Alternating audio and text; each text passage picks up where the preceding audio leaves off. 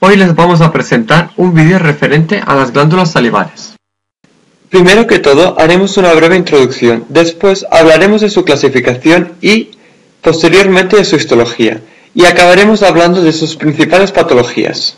Las glándulas salivares son glándulas exocrinas, de estructura tubulacional que pertenecen al sistema digestivo y tienen secreciones mucosas, serosas o mixtas, vertidas a la cavidad oral. Son aquellas cuya función es lubrificar el bolo alimenticio y mantener la mucosa sana, entre otras. Existen dos tipos: menores, unas glándulas cuya secreción principal es la mucina, encargada de lubrificar y proteger la cavidad bucal, y por otra parte las mayores, encargadas de secretar saliva, una secreción que también puede ser mucosa, serosa o mixta. Las funciones de la saliva serán explicadas posteriormente junto a las funciones de las glándulas salivares mayores. Como he dicho antes, se dividen en dos grupos, las glándulas menores y las mayores. Las menores, formadas a partir de la invaginación del epitelio oral, invaden únicamente la zona de la submucosa. Estas son la labial, la lingual, la bucal y la palatina. Las mayores, formadas a partir del desarrollo del epitelio oral, dan lugar a la formación de un estroma y un sistema tubular. Estas son la parótida, la mandibular, la sublingual, la molar, solamente presente en gatos, y la cigomática, que solo la encontramos en carnívoros.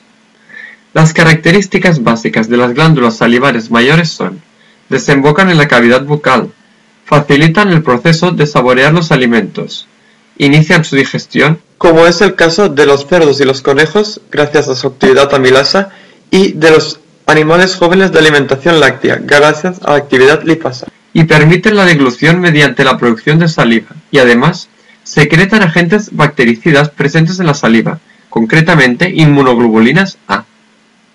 En esta imagen podemos observar la situación de las diferentes glándulas, y vemos la glándula cigomática únicamente presente en los carnívoros. En cambio, en felinos, la glándula exclusiva es la molar.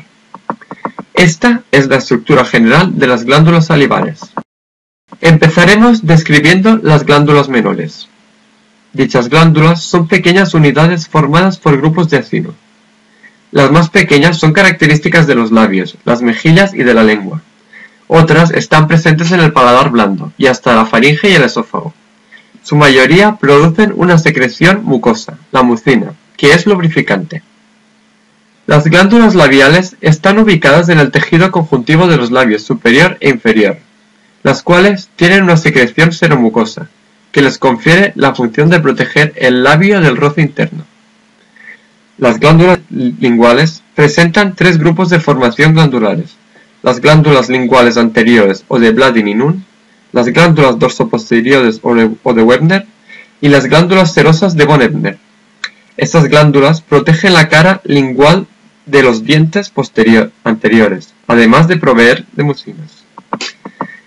Las glándulas palatinas constituyen, al igual que las linguales, tres grupos distintos según su localización. De esta forma encontramos glándulas en el paladar duro, en el blando y úvula, y en el pliegue glosopalatino o pilar anterior del istmo de las fauces, concretamente situadas en la submucosa. Aquí tenemos las glándulas vocales. Estas se distribuyen en tres filas: la ventral, la medial y la dorsal, situadas entre la arteria labial superior y la vena labial inferior, a lo largo del ángulo de la boca.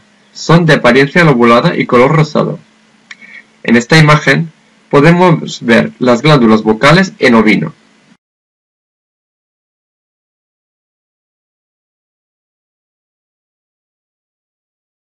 Parótida. La glándula parótida es superficial y ventral al pabellón auricular. Se encuentra en la fosa retromandibular y está cubierta por el músculo parótido auricular. Su conducto, situado delante del borde del músculo macetero, se llama conducto parotídeo o de Stenón, y bordea este músculo en équidos y bóvidos, tal y como vemos en la imagen. Este conducto desemboca a nivel del tercer molar dependiendo de la especie. En équidos, por ejemplo, tiene forma alargada y es plana lateralmente. En cambio, como vemos en bóvidos, la glándula está menos desarrollada y presenta una coloración rojiza. Tiene una forma triangular. El conducto de Stenón perfora la mejilla a nivel del quinto molar superior. En suidos, es grande y también triangular, pero de coloración más pálida. Su conducto perfora la mejilla de forma similar que en los bóvidos. Por último, en perros, tiene una forma irregularmente triangular. Mandibular. Es una glándula plana lateralmente que va desde el atlas, primera vértebra, hasta el cuerpo del hioides, el hueso que sostiene la tráquea, y está cubierta por maxila y la parótida. Su conducto de excreción es el conducto de Wharton, que drena la parte anterior de debajo de la lengua. En équidos, es alargada y más pequeña que la parótida, lo cual cubre su porción posterior. Su conducto de secreción desemboca lateralmente en el frenillo de la lengua, en una papila plana denominada carúncula sublingual. En bóvidos, es alargada como la de los équidos, pero es mayor que la parótida, y su porción posterior no está cubierta en su totalidad por la glándula parótida. Su conducto excretor, que también desemboca en las carúnculas sublinguales, ahora están situadas cerca de los dientes incisivos. En suidos, más pequeña que la parótida y cubierta por ella, es de forma ovalada. El conducto de Wharton se abre cerca del frenillo, pero sin presencia de carúncula sublingual. En perros, igual que en suidos, tiene forma ovalada y, además, es mayor que la parótida. Sublingual. Esta es una glándula situada bajo el suelo de la boca, más rostralmente que la mandibular. Se divide en porción monostomática, que se extiende a lo largo del conducto mandibular medialmente a la mandíbula. Su conducto se abre cerca del mandibular o en la carúncula sublingual. La otra porción es la polistomática, compuesta de pequeñas glándulas con conductos independientes que desembocan en el pliegue sublingual, situado lateral al frenillo. Su conducto recibe el nombre de rhinibus. Los équidos no presentan porción monostomática. Los bóvidos presentan las dos porciones, igual que los suidos y los perros, como vemos en las siguientes imágenes. Cigomática. Esta glándula solamente se encuentra en carnívoros. Su conducto principal, o denuc, desemboca a nivel del último molar, y los conductos interlobulillares están poco desarrollados. Molar. Es una glándula presente únicamente en felinos. Tiene forma rectangular y su borde dorsal se encuentra unido al músculo macetero y al nervio facial posterior, mientras que su borde ventral se encuentra en el ángulo facial posterior y en las venas faciales transversas. Aquí os dejamos otra imagen para que quede clara toda la topografía de las diferentes glándulas mayores y sus conductos de secreción, aunque sabemos que hay pequeñas variaciones entre las especies.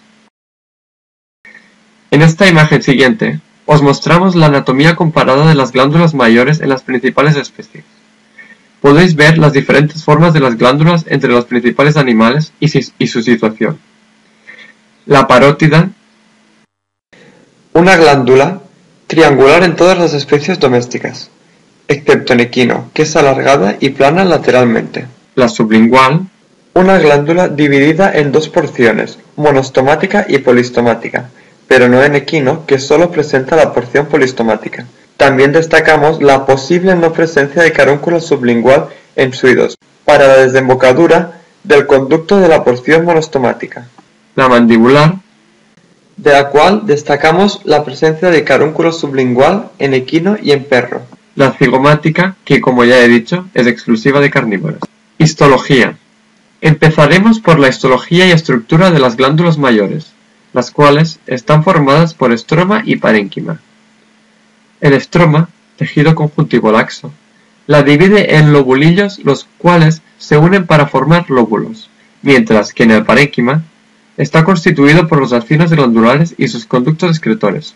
Esta imagen muestra la estructura general, pero si ampliamos más, encontramos los conductos de menor a mayor, conductos intercalares, revestidos por epitelio plano cúbico.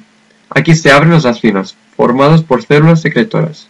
Conductos intralobulillares o estriados, epitelio plano cilíndrico con estriaciones, Estas son el efecto de las mitocondrias situadas perpendicularmente. Conductos interlobulillares, zona de transición hacia epitelio biestratificado, y conductos lobulares, epitelio biestratificado cilíndrico. Conducto principal, epitelio estratificado plano no queratinizado.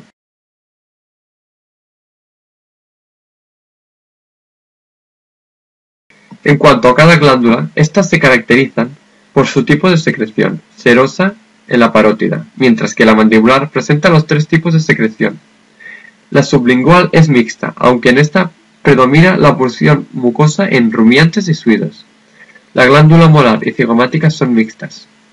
La secreción de estas es auxiliada por las células mioepiteliales.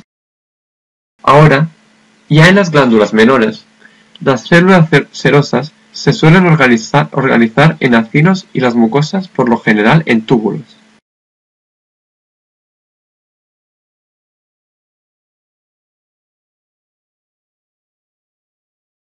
Patologías. El mucocele es la patología más frecuente en las glándulas salivares. Un acúmulo de saliva normalmente causado por la obstrucción del conducto o lesión de la glándula. La glándula más típica de este tipo de afección es la sublingual y la mandibular, pero puede afectar a todas. Otra anomalía es la neoplasia de estas glándulas, lo que viene a ser la formación de un tumor. Esta es poco frecuente en pequeños animales y suele ser unilateral. En las imágenes podemos ver los diferentes síntomas y las glándulas en estado tumoral una vez realizada la cirugía. También es habitual la inflamación de la parótida, denominada como parotitis, y es típica de caballas, y puede ser debida a un traumatismo. Otras patologías son: